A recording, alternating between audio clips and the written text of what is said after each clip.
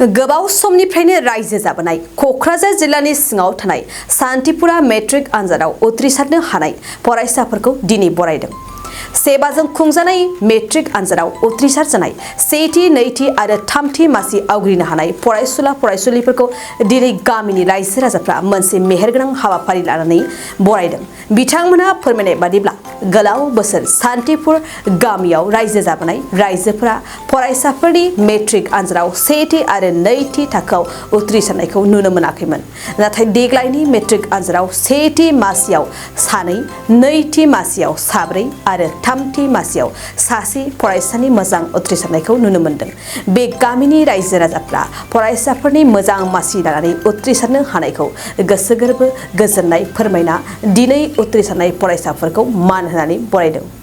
बेखौल' बुंनो सानदोंदि खुनु दिन जोंनि बे एरियायाव बिदि नाम लाखिफेराखै आरो बिदि बरायफेरजायाखै। दा बेयावनो दिनै फार्स्ट, सेकेन्ड, थार्ड सिगाङावथ' जोंनाव फार्स्ट जों खोनानो मोनफेरामोन। सेकेन्डबो गैफेरामोन, खालि थार्डआवल' जायोमोन आरो। खिन्थु देग्लाय बे बोसोराव ओरैबायदि मोजां जादों, गथ'फ्रा ओरैबायदि मोजां फरायदों। माने फार्स्टआवबो सानै जाबाय, सेकेन्डआव साथाम, साब्रै जाबाय, थार्डआव सासेल' जाबाय आरो। माने जोबोद गोग्गाथाव। इयुनावबो बिथांमोनहा बिदिनो मोजां मोजां फरायबाय थाथों, बेखौनो आं आसा खालामो। आरो बिसोरजों लोगोसे जोंनि माखासे इयुथ जेनेरेटफ्राबो माने बिसोरखौ नुनानै माने जाहाथे बिथांमोनबायदि साबसिननिफ्राय हामसिन बिथांमोनबायदि नाम लाखिनो हाथों होननानै जों बे हाबाफारिखौ लानाय जादों। बिथांमोननो मान बावनाय हाबाफारिखौ। दा माने जोंनि गामिनि रायजो राजा आरो जोंनि क्लाबनि माखासे गोबां माबाफ्राबो माने गोजोननाय मोन्दों आरो। आं बारा गोलावखौ आं बुंनो सानाखै। साबैसे फरायसाफोरा जे नैबे थांनाय SSLC आनजादाव फिथाइ महरै मोननो हादों? गासै 7 जन जाहैबाय, माने 7 जन जाहैबाय। जेनेबा फार्स्टआव सानै, सेकेन्डआव साब्रै, लास्टआव सासे। दा बिथांमोन बेल'खासै। नोंथांमोननि मटिभेसन होनाया माबायदि थासारियावमोन?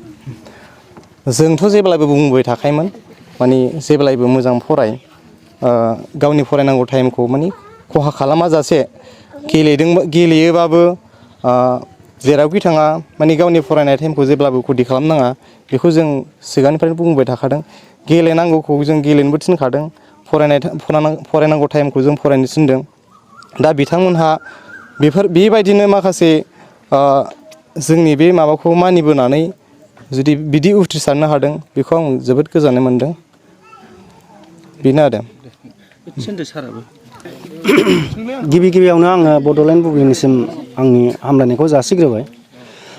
माने बे बोसोराव ओरैबायदि मोजां पास जादों, माने गिबि बोसोरफ्राव बेफोरबायदि पास जानाय गैयामोन। बुंनो थाङोब्ला जोंनि कारिगाव ओनसोलाव कारिगाव इउनिटनि सिङावनो बेबायदि अल साबजेक्टआव लेटार मोननाय गैफेरामोन। बेखौ नायनानै दानि नैबे जाखांफु स्पर्टिं क्लाबनि जायनाखि बिथांमोन आफादगिरि नेहाथारि बिथांमोनहा ओंखायनो बे रिजाल्टआ मोजां जानाय। 2023-24 सोलोंथाइ बोसोरनि थाखाय कक्राझारनि दतमायाव थानाय सेन्ट फ्रान्सिस जेभियार एचएस स्कुला नोंथांमोननो लानानै फैदों गोदान मुं थिसननाय।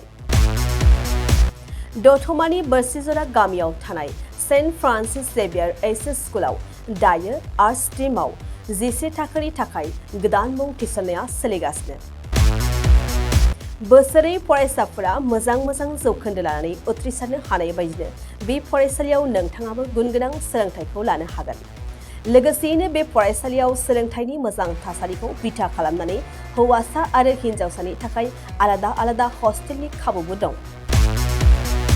गोसो गोनां बिजाथि एबा फरायसाफोरा आर्ट्स स्ट्रिमाव 11 थाखोनि थाखाय मुंखौ सेन्ट फ्रान्सिस जेभियार एचएस स्कुलाव थिसननो हागोन।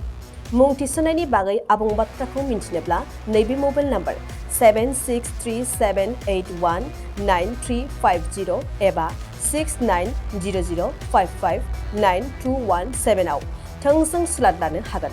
थामहिनबा सेन्ट फ्रान्सिस जेभियार एचएस स्कुलाव थांनानैबो नोंथाङा सुलाद लाहैनो हागोन।